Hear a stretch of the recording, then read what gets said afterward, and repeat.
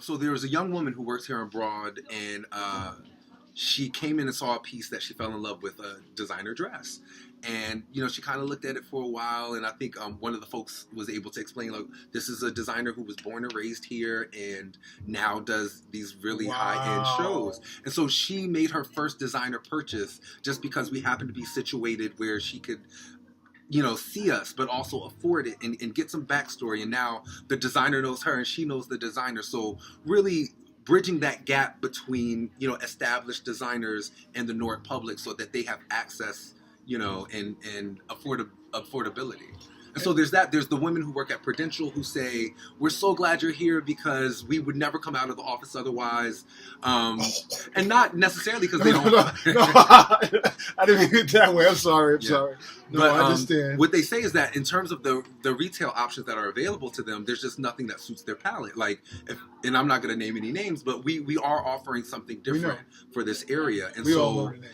And so now, just shifting the culture downtown to where folks who work here, give me some on that. Aren't just running for the hills when they're done, or are sitting sheltered and during their lunch hours. So powerful. It makes the city feel more inhabitable to have a retail space that is as welcoming to a Newark native who makes $20,000 a year versus a Prudential executive that makes $200,000 a year. Yes. You talk about the price point you were talking about? Sure. So Brick City Varsity is a brand that is utterly responsive to its clients and even more so to Newark and Newark history in particular. And so I studied, what the price points were, what the median income was for a Newark family, and that's what set my price points. Sorry.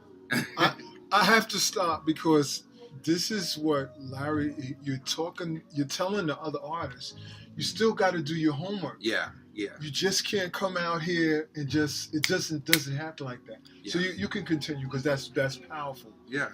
Yeah, I'm a academic at heart, right? So my background is in like research, critical thinking, and analysis. And that's present and evident in every element of the brand. Certainly the price points, but also the aesthetic, looking at what's the downtown market is saturated with a particular type of urban wear, and so it's important to offer something different.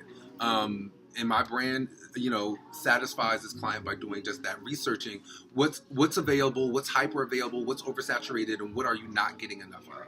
And we really zero in on what you're not getting enough of, and just try to provide that. And the other thing I like that you talked about when you told us about the story is that the whole idea of a local designer. Mm-hmm. So that means we're keeping it local. Right. As you talked about before, we're not running all over the place. Yeah. And that creates other incentives for other designers to create, because they said, wow, a little girl can walk by here and say, oh, I want to be a designer and do that. And it's possible that it can happen all in the city. Yeah. And someone just came in today and shared just that story. She was like a size 0, which is difficult because our people seem to be a little more shapely.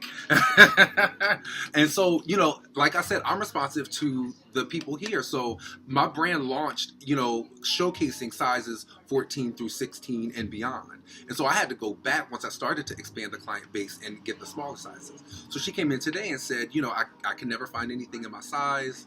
But if you can find things for me, I'll shop here consistently. I don't want to go to the mall. I don't want to commute to the city.